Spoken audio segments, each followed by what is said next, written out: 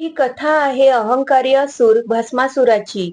एक असा असुर ज्याला स्वतः भगवान शिवांकडून असे वरदान मिळाले की तो ज्याच्या डोक्यावर हात ठेवेल तो त्वरित भस्म होईल. पण तीच शक्ती त्याच्या विनाशाचे कारण कशी बनली जाणून घ्या. भस्मासुराने दिवस रात्र न थांबता भगवान शिवाच्या नावाचा जप करत कठोर तपश्चर्या केली. त्याची कठोर तपश्चर्या पाहून अखेर महादेवांना प्रकट व्हावे लागले. महादेव म्हणाले, भस्मासुरा, माग तुला काय वरदान हवे आहे.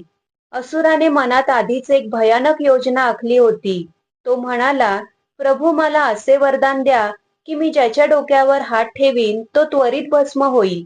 महादेव, जे आपल्या भोळ्या स्वभावासाठी ओळखले जातात, त्यांनी अधिक विचार न करता त्याला हे वरदान दिले आणि येथूनच विनाशाला सुरुवात झाली. भस्मासुराने आपल्या शक्तीचा गैरवापर करायला सुरुवात केली. तो जिथे जाईल तिथे लोकांना भस्म करू लागला. देव सुद्धा त्याला घाबरू लागले. पण मग त्याच्या मनात अजून एक भयानक विचार आला, का न ही शक्ती खुद्द शिवांवरच आजमावून पहावी. आणि मग भस्मासुर भगवान शिवांच्या मागे धावू लागला. पूर्ण ब्रह्मांड हे दृश्य पाहून थरारले.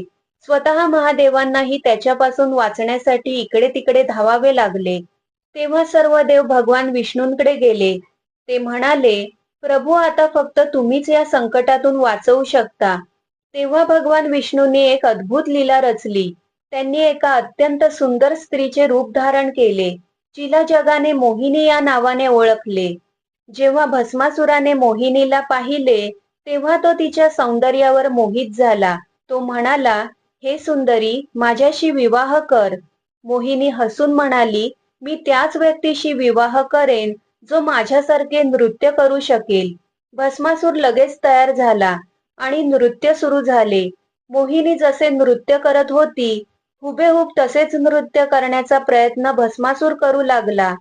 हळूहळू नृत्याचा वेग वाढत गेला आणि मग तो क्षण आला. मोहिनीने आपला हात स्वतःच्या मस्तकावर ठेवला. तिचे अनुकरण करत कोणताही विचार न करता भस्मासुरानेही तसेच केले. जसा त्याच्या हाताचा स्पर्श त्याच्या मस्तकाला झाला तसाच तो त्या क्षणी भस्म झाला. अशा प्रकारे स्वतःच्याच वरदानामुळे भस्मासुराचा अंत झाला. ओम नमः शिवाय.